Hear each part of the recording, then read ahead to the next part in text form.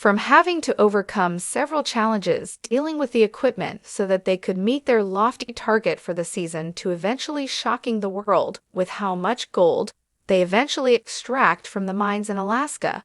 Here's how Parker Schnabel and his team blew our minds with their recent gold rush discoveries our season in total 5,066. We broke the 5,000 mark, you guys. Cheers. Hey, that's pretty cool, man. As ever, Parker Schnabel and his crew have been scouring all the mines they can get access to in Alaska. That is the only way they can get to all the gold that they could dream of. Interestingly enough, we run into Parker and his crew as their search for this gold leads to the discovery of something that truly blows the mind. Could this be something that could be millions of years old? Or is this a case of finding one of the most unique gold nuggets one could ever dream of? This interesting discovery occurred when Parker and his crew were 10 weeks into one of their seasons out there in the mines of Alaska. As they were out there working on how to get all the gold they could get their hands on. We're hoping to do 1,000 ounces here. We have a lot of stripping to do though. So in the meantime, we've just been stockpiling old drift tailing. So hopefully there's lots of go in them. They soon came to realize that they were faced with an obstacle that was disturbing enough to bring their season to an end. This was problematic for the crew's goal of extracting 450 troy ounces of gold at that point in the season. This would help them make as much as $800,000, almost 1,000 Oz week, almost 1,000 Os week. That is crazy. I like that. Yeah. That's wild. Imagine what Parker and the crew could do with all that money. At the very least, they can get all the essentials they need to continue with their operations out there in the mine pits. This turns our attention to Chris Dumit and Jacob McClure, two rather important members of Parker's team. Chris can be considered to be important to the team because he's in charge of working with two of the team's important machines, Lucifer and Big Red, the wash plants that are used to separate gold from dirt. On the other hand, Jacob is the new recruit who is in charge of cleaning up dirt mounds, while also making sure that everything else in the camp runs smoothly. As you can imagine, this is a lot of work for the pair, and as such they would probably love it if all their machines were working properly at all times. Alas, this brings us to the disturbing problem that Parker and the crew have to deal with just 2 months or so into this season. You see, while they were at work, the team found that Big Red was experiencing some problems. I put some wet material on the belt, and I noticed that it was all spilling over the sides. Thereupon some investigations, the team found that the machine's conveyor belt had gotten stuck due to some dirt that got caught up in it. In time, the team realized that it was causing some issues downstream, and this was bad news because this made it difficult for the team to gather gold going forward. As you can imagine, it proved to be terrible news for the team, as their goal of extracting 430 troy ounces of gold from the mines they were working in was in jeopardy. In order to overcome this challenge, the team realized that they were going to have to shut Big Red down so that they could manually clear the blockage that is causing their machine's conveyor belt to jam. As you can imagine, this was no easy task, and as such they had to take the utmost care to make sure that they do not get injured as they work together to achieve this goal. Yeah, we got everything away from the rollers. Best case scenario, everything fires up all right. Moment of truth. As much as they knew that they had to be cautious, they must have been anxious because they realized that they would be losing money due to the time that they had to spend fixing their machine. More than most, Chris and Jacob must have been feeling the pressure in the face of things because they needed to act. There is something magical about the idealism behind the gold mining business, which is how anyone with proper research and hard work can pull it off and strike riches. Mining and prospecting are already big as it used to be, but many still believe that there is a great deal of hidden treasure out there. Is the entire cast of Gold Rush wanted to rest until they can get every ounce of it. While the series has centered on Parker Schnabel, it also features other mine bosses like Tony Beats and Rick Ness. Rick Ness debuted in the series back in Season 3, but it wasn't 8. Until Season 9, he branched out of Parker Schnabel as team to become a mine boss of his own. Fans of Ness have stuck through him throughout all these years, so they probably think they know all about his life, but you will be surprised to learn the many untold truths about his life. Rick Ness once thought about run for president in 2020. It is not out of the ordinary to see celebrities get into politics, but is Ness thinking about taking that step? Right now, Ness certainly seemed to want to back when he took to Twitter in the January of 2019 to announce his desire to run for the 2020 presidency. I am announcing my bid for the presidency of the United States for 2020. Right now, my platform and my messages grow the up my party as I like to party. I've heard GoFundMe is popular. I am gonna need some financing spread. This. He wrote plenty of fans have seemed supportive of Nesta's decision, both jokingly as well as on a serious note, and reassured him that they have his back. You have my vote, read one comment, and make the Klondike great again. Read another, however, it did not matter if Rick's followers were serious or not, because Rick certainly seemed to be just joking. He later deleted the tweet, and since also never once brought up the desire to run for presidency or politics in general. Rick Ness's mother died of brain cancer in 2018. Rick Ness went through a heartbreaking tragedy in March 2018, having lost his mother to brain cancer. Ness, however, made sure to spend as much time as he possibly could in the final moments of her life before she passed away. He even had to leave midway through filming the corresponding season of Gold Rush so he could be with her in her final moments. Ness later took to Twitter to share the tragic news of her mother as death to his fans and followers, writing, "With Mom 55 years young, she left us peacefully in her house, and with my face resting against her as she took her last breath. It hurts it that's not long enough. Cancer is the devil." Rick Ness was a musician. Before Ness joined Parker's team, he only had experience of handling large machinery because before that he used to make his living as a musician. He also had aspirations in playing football, but an injury changed that. He played upright bass and had his own band, 357-string band, which even has 3 released albums along the 7 years that they were active. It was when the band was touring all over the nation, and it stopped in Alaska, that Ness met Parker Schnabel. Ness talked to him and expressed his wish to come work for him despite not having any mining experience. Schnabel contacted him a year later to come join him in season 3, which he did. And the rest everyone knows. He is a twin brother. It is always fascinating to learn that anyone has a twin sibling. Ness also happens to have one. Although not identical, he has a fraternal twin brother. Did you learn any new thing about Rick Ness? Tell us if we missed anything in the comments. Thankfully, Tyler has been able to impress everyone with how competent she is with the loader. As such, they are all happy to have her on board, because her ability to find gold may prove to be crucial to the team's efforts. That season, as this was going on, Parker was out in the wilds of the outback, hoping that he could get a better handle of things as they were going at that point. In time, you see, he too was searching for gold on one of Fitzgerald's properties, but unfortunately Parker would find that his efforts would be stifled because some of his equipment had gotten trapped when he tried to pull out several large pebbles from the ground. This task proved to be problematic because his shovel had gotten stuck in the ground. To be honest, Parker should have known better, because his shovel was designed to dig through tiny pebbles, not the large rocks that he had found on Fitzgerald's property. Looking for a solution, Parker turned one of his slit racks into a filter that would help him catch the larger rocks before they messed up his machines. Once this issue was sorted, Parker and his team got back to work. This was all done so that he could see if there was enough gold in Eureka Creek. If there was, maybe he and his team could mine there during the off-season. Inquiries like this are why Parker and his crew are able to adapt to the harsh conditions when they are mining out there in the outback. As you observe Parker and his team, you'd find that they place a lot of value on the land that they were working on.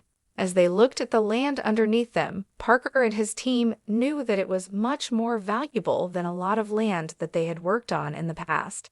Even without stripping it, there's some more dirt, man. I'm working on it, yeah. And no matter what, there's going to be a lot of uncertainty. But we'll make it work. I think we got a bunch of people waiting to find out how we did, Parker. In fact, Parker came to believe that the ground near Eureka Creek was the richest that he had ever seen or examined. Looking for more ground to work on in the off-season, Parker decided to head down to the land down under, at least that way he and his team could remain occupied while the Yukon is still frozen over due to the winter. Some good news came Parker's way when a local miner by the name of Ian Holland informed Parker that he'd love to sell his lease to Parker. Unfortunately, though, Parker found that he was unable to examine the earth to see how much gold was present because his excavator was experiencing some damage at the time. As such, Parker found that he was worried that he may leave Australia without finding out how valuable the land was. Luckily, Ian seemed to be a proactive guy because he realized that it would take too long for Parker to get spare parts for his faulty excavator. As such, he decided that it was best that he brought his own excavator to the party. This would help Parker pull off his strategy of finding all the areas that may have a lot of gold. That was probably how he picked some of the favorable locations that he found in the Yukon. And in other places, once he had done this, Parker found that he could mine there and make money from there consistently. This takes us to Tyler and Fred, who are making use of a TRL so that they could sift through the dirt in order to catch the gold that may be in it. As they went to work, they were a bit worried about their machine because the last time that they tried to use it, it had some trouble getting started. As they fed the pay dirt into the machine, they hoped that it would work smoothly so that they could get all the gold that may be hiding within this dirt. So in the spring, we stripped this cut. When we were stripping it, we pushed into an old pond. So essentially what I'm trying to find is the toe of the pond. We're looking for a lot of water flow here.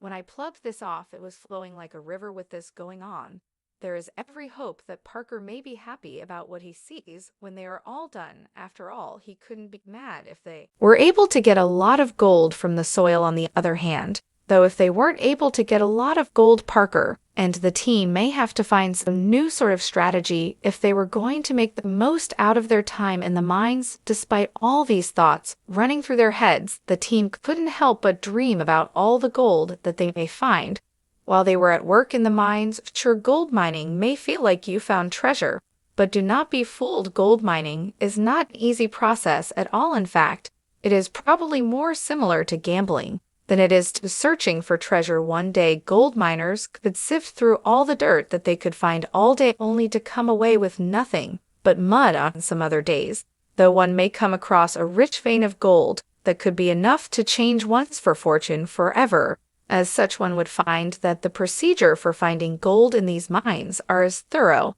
and as methodical as one could imagine. To begin with, the mats are placed underneath the sloughs so that gold can be trapped there to make sure it works well. Parker and his team wash the mats before separating the gold from the rest of the material in order to get all the gold that they can. Parker and the rest of the team uses a pen-like tool to carefully pick out all the gold that they could find in the mat. As you can imagine, this is exciting for the team because the task of discovering gold is not easy at all. Remember, these guys could either find all the gold that could change their lives forever, or they could find out that they had just spent many hours and even more resources just digging up tons of dirt in dusty mines. Awesome, buddy. I'll keep feeding the beast. I can smell the gold in this stuff. It smells like money, baby. Despite the fear of coming away with nothing, they continue to work as hard as possible because they know that if they can make it, they would never regret it. As time went on, Parker and the rest of the team were excited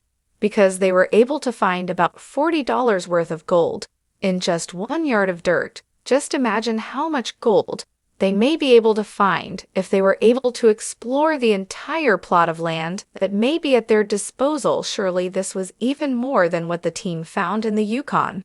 Thankfully, Parker has those 2 wash plants with them. He was sure that everything would run smoothly, and if that actually happens, they may be able to set targets that may see them extract more than 350 ounces of gold per week.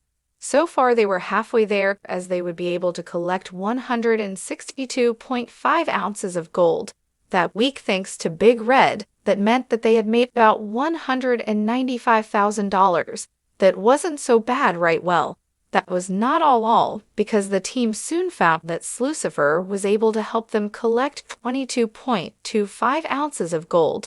That meant that they were able to extract 375 ounces of gold that week. As they looked at the gold that was valued at about $250,000, the team realized that they were doing better than their rival team that was headed by the gold mining veteran Tony Beats.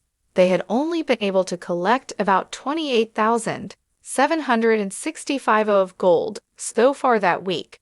And this was like music to Parker's ears, be that as it may. Parker still had his mind on a personal goal, the collection of at least 70 ounces of gold from Big Red every day or so. To his amazement, instead of getting that 70 ounces, he almost tripled this target when he came across 199.95 ounces of gold. 60, 80, 100, 140, 170, 200, 220, 230, 2406. As you can guess, the entire team was excited about their achievements. This was just like earlier on when they were able to get about 450 ounces of gold. To take this further, the team was able to extract a handsome haul of about 232 ounces of gold. The next week, this level of consistency helped them get almost up to $300,000 that week. And as such, one can see how people like Parker may not want to take their feet off the pedal as they powered through with their search for gold. That is why nobody can really be surprised when Parker set a lofty target of 6,000 ounces of gold for that season. For him to achieve this, he was hoping that Slucifer would be able to help them extract at least 88 ounces of gold. To their endeavor, to their delight, the team could not contain their excitement when Slucifer helped them extract 321.50 of gold from the soil. That is almost up to 4 times the amount of gold that they were hoping to extract from the mines. As you can imagine, this was a great surprise for Parker and his team. They were definitely having a purple patch with this in mind. The team continues with their work. This proved to be another week of greatness, because in the following week, they were able to extract 26,665 of gold from the mines. Despite the fact that they were 7 off their initial target, they must have experienced some relief when they realized that it would be able to help the team get their hands on about 320,000. Well, they would not have to worry too much about not meeting their targets, because their other wash plan helped them surpass their previous results for the week by extracting 35,035 ounces of gold from the mines. This meant that they were able to make about $420,000 from this haul. 24, 40, 60. Got a lot of tip on that thing. 80, 100, 120, 140, 150, 170, all 229.5 in total. The team had been able to extract about 670 ounces of gold that week. Interestingly, this meant that they were just 1 shy of meeting Parker's career record of gold extraction for the week. But no harm, because the next week they would be able to continue with this level of consistency, as they were able to extract about 44.6 ounces. This puts even more money in the team's hands, as this gold haul was worth about $485,000. As great as all this money was for the team, one would find that the team was also really excited, because this latest gold haul saw that they had exceeded their 6,000 ounces of gold target for the season. Now, that is something worth celebrating. Not only did they meet their target for the season, but somehow they had also been able to surpass it. This is despite the fact that they had to deal with so many problems, such as the faulty conveyor belt that Big Red had to endure earlier on. Thankfully, the team had remained dedicated to their cause, so they were able to achieve a level of consistency that saw them overcome many of the challenges that presented themselves to the team. As they continued to search for gold, thanks to this level of consistency, the team has now been able to achieve financial success while also being able to feel a sense of pride and accomplishment because they were able to achieve their goals while still struggling with the difficulties that may present themselves in the world of mining. Now the team can laugh and make merry as they celebrate extracting nearly 7,500 ounces of gold.